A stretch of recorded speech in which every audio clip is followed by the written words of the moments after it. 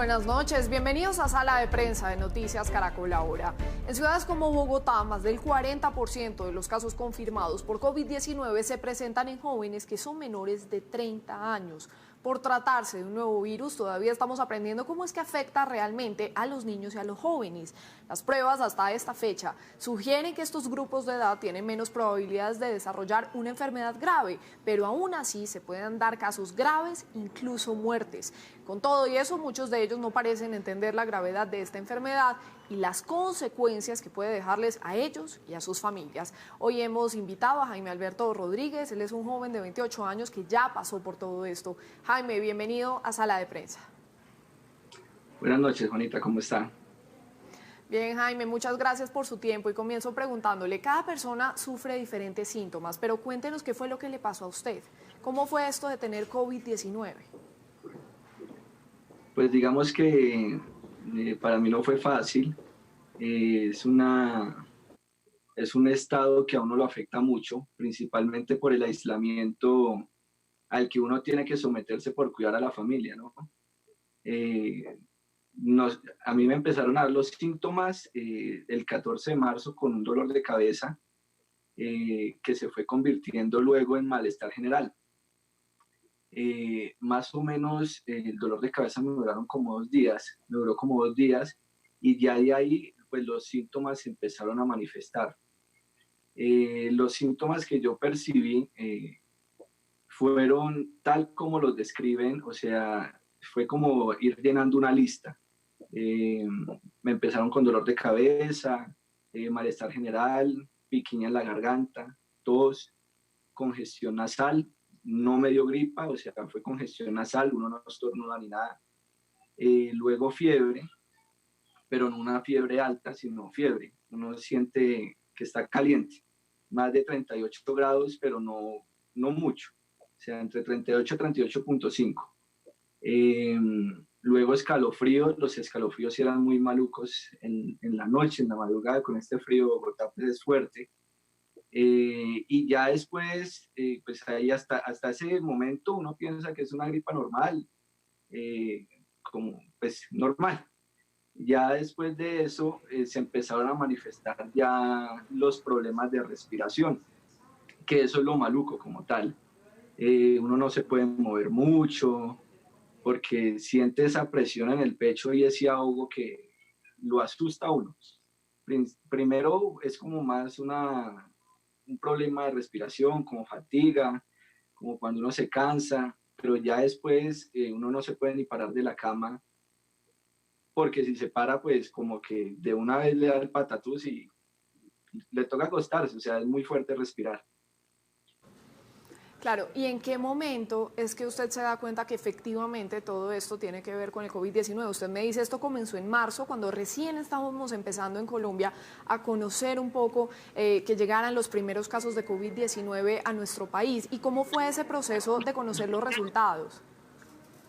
Pues específicamente fue como una semana después del primer caso, una semana, 2 semanas, no me acuerdo muy bien. Eh, Fue difícil porque todavía en ese momento la economía estaba normal, o sea, yo salí a un cumpleaños donde mucha gente se contagió. En ese cumpleaños las discotecas todavía estaban abiertas, creo que fue el último fin de semana que estuvieron abiertas. Eh, pero cuando salí, pues ya estaba la alerta del COVID-19 y empecé a sentir esos síntomas y yo de una vez dije que era eso, porque es exactamente esa lista que a uno le dan de síntomas, eso es lo que pasa. Inmediatamente, pues yo seguía yendo a la entidad a trabajar, seguía trabajando, no lo creía, pues pensaba que era una gripa, hasta que ya me empecé a poner muy maluco allá en el trabajo, en la oficina, y me dijeron, váyase mejor, que puede ser eso.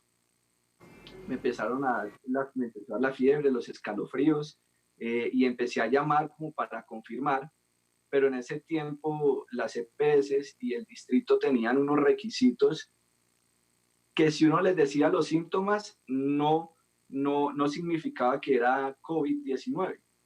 Entonces preguntaban específicamente si uno tenía contacto o con alguien que tuviera COVID o si había llegado de Europa específicamente España, Italia, Francia, bueno, tenía una lista de países y si uno tenía fiebre de 40 grados. Entonces, si uno lo relaciona con los síntomas que le da, pues nunca va a tener COVID-19. Y resultó pues que sí lo tenía y efectivamente, pues ya con la prueba lo comprobamos. Claro, Jaime, pero eso significa que en ese proceso hubo como una especie de demora en los resultados. Sí, sí. Hubo demora primero para que me hicieran los resultados y luego en los resultados. Eh, ya después de una semana, más o menos que una semana y media, eh, de tener los síntomas y de 5 días de estar llamando a la EPS para que me hicieran el examen, pues me tocó ir hasta la unidad, o sea, me tocó ir hasta la unidad de urgencias de Puente Aranda, si no estoy mal. Físicamente, o sea, presencialmente, cuando yo les decía que era ilógico porque pues probablemente tenía COVID, podía contagiar a más gente de aquí a allá. Allá me hicieron el examen y se me demoró como, en ese tiempo, como 8 días para que me lo entregaran. Ya de ahí, pues ya se me estaban pasando los síntomas prácticamente cuando me lo confirmaron. Claro, ya se iba haciendo tarde el proceso en ese momento y claro, y como recién estábamos comenzando, por decirlo así, la pandemia en nuestro país, digamos que todavía no teníamos todo el conocimiento y las instituciones como que no estaban tan preparadas en su momento. Jaime, hace unos segundos en este diálogo usted me estaba mencionando que fue al parecer que fue en una fiesta que se contagió, ¿o dónde presume usted que pudo haber sido? No, pues yo estoy seguro que fue ahí, porque en esa semana yo solo salía de acá al trabajo y de allá acá, o sea, no hacía nada más. Y fue el único día que salí, que me expuse y en esa fiesta se contagió mucha gente. No sé bien exactamente el número de cuántos se contagiaron, pero por ahí unas 5, de 5 a 10 personas, o si no, si no fueron 10 personas que se contagiaron, fue poco ahí, en un cumpleaños. Entonces estoy seguro que fue ahí.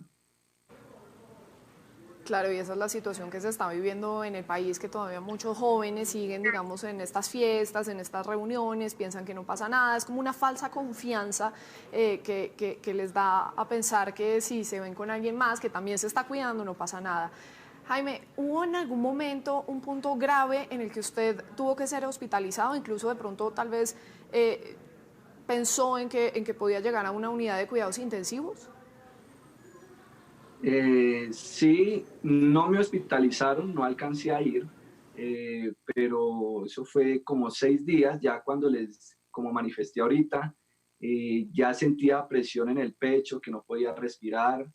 Si hubiera seguido un día así, otro día más así, me hubiera ido para una unidad de cuidados intensivos o por lo menos a que me atendieran en un lugar distinto a acá al apartamento. Porque lo que pasaba era que usted básicamente no podía respirar. Me decía incluso no se podía parar ni de la cama. Sí, sí, ese es el problema. O sea, uno no comprende la verdad, o sea, eso cómo lo va afectando a uno por dentro. Eso es poco a poco, eso es como lento y de la nada, cada vez que uno se levanta siente algo nuevo. Y ahí que uno no se pueda levantar, que medio se mueva y se canse, que sea difícil respirar. Pues afortunadamente yo no tengo una enfermedad, digamos que por la cual se me pudiera complicar el COVID, pero me dio duro y pues tengo todavía secuelas de eso. Claro, Jaime, y me imagino que en algún momento tuvo miedo por su vida o por la de algún familiar cuando le confirmaron pues que ya tenía el virus y me imagino pues que en medio de esa situación en la que uno no puede ni siquiera respirar, no puede moverse de una habitación a otra, ¿cómo fue esa cuarentena? Pero además, ¿qué pasaba por su mente? Pues principalmente pues apenas a uno le dan el resultado, eso uno piensa en todas las personas con las que tuvo contacto. En ese tiempo, digamos que ya se estaban tomando las medidas de prevención en la entidad y afortunadamente era pocas las personas con las que tenía relación. De allá alcancé a contagiar a tres personas. pues fueron las alarmas, se prendieron todas las alarmas. Y aparte, mi familia, que alcancé a tener contacto con ellos directamente, mi papá y mi mamá, la niña y pues mi esposa también. Eh, pero pues apenas se me empezaron a manifestar los síntomas, encerrado completamente acá en este cuarto. Pues ahora es donde trabajo, pero encerrado, o sea, no salía del cuarto para nada durante un mes y medio. Y ese susto en el que uno puede afectar a personas, digamos que uno trabaja y tiene mucho contacto con personas mayores de 60 años, como que uno le empieza a dar un sentimiento de culpa o esa intriga de si va a pasar algo o no va a pasar algo. Uno tiene que estar pendiente de todo, saber que si se contagiaron o no. Claro, y me imagino además que las horas se hacen eternas en medio de esa cuarentena. Jaime, antes de contagiarse, me imagino que no tenía ninguna medida de autocuidado, pero ahora, ¿cuáles sí tiene? No, pues ahorita yo no salgo sin tapabocas para ningún lado. Cogí la costumbre de lavarme las manos a cada rato, o sea, en ese tiempo hasta las manos se me secaron, se me pelaron de tanto lavármelas, porque yo sabía que lo tenía y no quería contagiar nada de la casa. Entonces me quedó esa costumbre y pues ahora es otra cosa que lo afecta a uno y las manos se la pasan resecas. Si uno sale, pues tiene todos los cuidados afuera. Cuando entro al apartamento me llenan de alcohol, me quito los zapatos, me quito la ropa a lavar. Si se puede, pues si he estado mucho por fuera, me doy un baño apenas entro. Digamos que esas son las medidas que tomo para mí. Y para mi familia, pues finalmente mi hija es menor de 4 años, apenas los va a cumplir. A ella no la sacamos. Es muy poco, o sea, desde que empezaron a permitir ese tránsito, de que los niños pueden salir un poco, medio visita a los abuelos, pero de resto hemos estado encerrados. Ella ya tiene también en su mente que el COVID está por ahí. Y pues mi esposa, afortunadamente, ella es la que nos ha cuidado. Entonces, todas estas medidas que se tomaron acá, también fue gracias a ella. Claro, Jaime, y digamos eso es en lo que tiene que ver con la enfermedad, todos los cuidados que usted tuvo que tener en medio de esa cuarentena y me dice ahora está trabajando en su casa. ¿Cómo hace usted para manejar ahora el tema de lo que tiene que ver con la salud mental? Pues digamos que eso uno no cree, pero eso lo afecta mucho a uno. Y porque después de un mes y medio en el que uno está encerrado, sintiéndose culpable de que puede contagiar a más personas, de que puede pasar a un impacto mayor para alguien gracias a uno, digamos que eso lo va afectando psicológicamente. Y yo pues cambié, esto me hizo cambiar. Era una persona, yo creo que distinta. eh, y ese encierro como que uno definitivamente lo afecta en una medida muy grande, la verdad. Ya eso fue hace harto tiempo y todavía sigo pensando en eso y que si nos volvemos a contagiar, las medidas que acá toca tomar, o sea, es algo difícil, pero pues ya me ha ido pasando un poco. Jaime, ya que usted lo menciona, ¿cómo siente usted que cambió? Si uno hace una reflexión, ¿qué enseñanzas le deja todo esto que vivió y pues que afortunadamente pudo lograr superar el COVID-19? No, pues lo primero es que una fiesta pues no vale la vida, principalmente. O sea, pues es uno de mis mejores amigos y en ese momento yo sabía los riesgos, pero fui a la fiesta y de ahí yo me imagino que muchos se alcanzaron a asustar y hubiéramos preferido celebrarlo de alguna u otra manera. Pero primero eso, y también tampoco vale la vida de las demás personas, eh, los riesgos que uno toma por ir a celebrar algo o por estar con más gente o estar en una reunión. De verdad es que de la decisión que uno tome, pues depende la de los demás. Entonces, eso fue Claro, algo que aprendí. más teniendo una niña, ¿no? ¿Cuántos años tiene su hija? Cumple 4 ahorita el viernes. Claro, es una bebé, Jaime.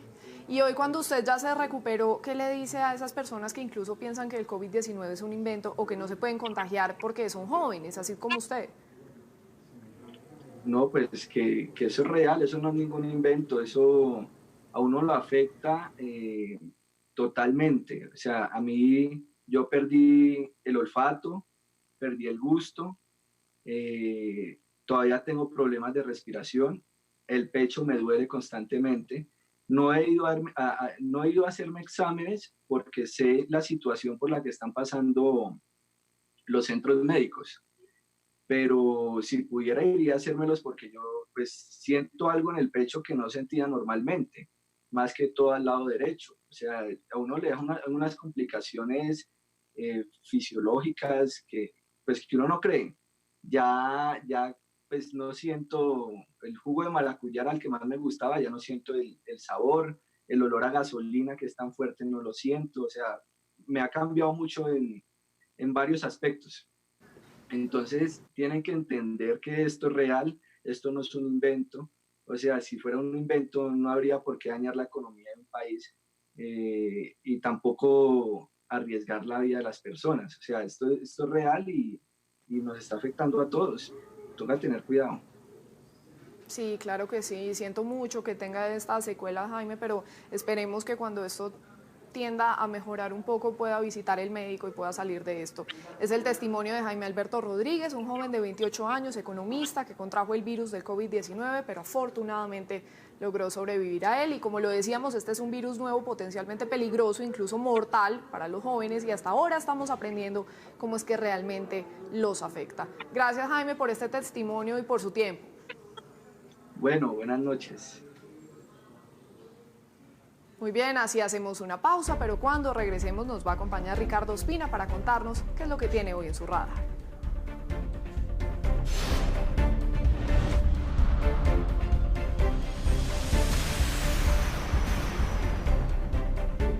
Gracias por seguir con nosotros en Sala de Prensa. Y ahora saludamos a Ricardo Ospina, el director de los servicios informativos de Blue Radio, quien nos cuenta qué es lo que tiene hoy en su radar. Ricardo.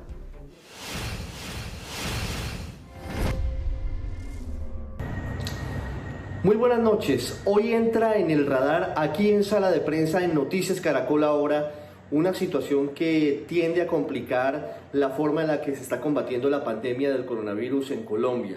Hablamos de la demora de varias EPS e IPS en la toma y entrega de resultados de las personas que se hacen la prueba PCR para saber si tienen o no tienen coronavirus.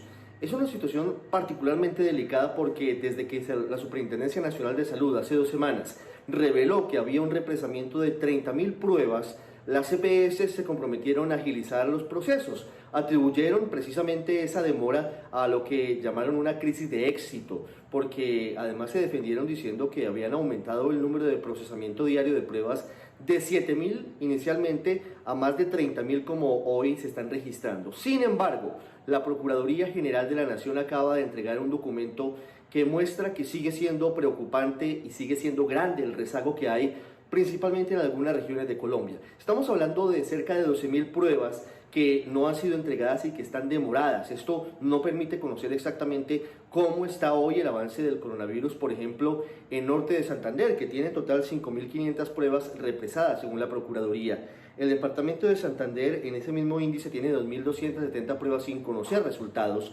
y el departamento del Atlántico tiene 1.599. Y hay unos municipios con unos casos que son realmente inauditos, con demoras de hasta 30, 40 o 50 días en la entrega de resultados. Es decir, que prácticamente las personas que podrían tener el coronavirus o se mejoraron, se recuperaron o lamentablemente fallecieron sin saber si tenían o no la enfermedad. Y hablo de algunos municipios, en Nariño por ejemplo, Arboleda, Guachucal, el municipio de Albán, también Cumbal, El Tambo, Funes y La Unión. En Bolívar, la Procuraduría tiene la lupa puesta sobre Arroyo Hondo, San Pablo y Tiquicio.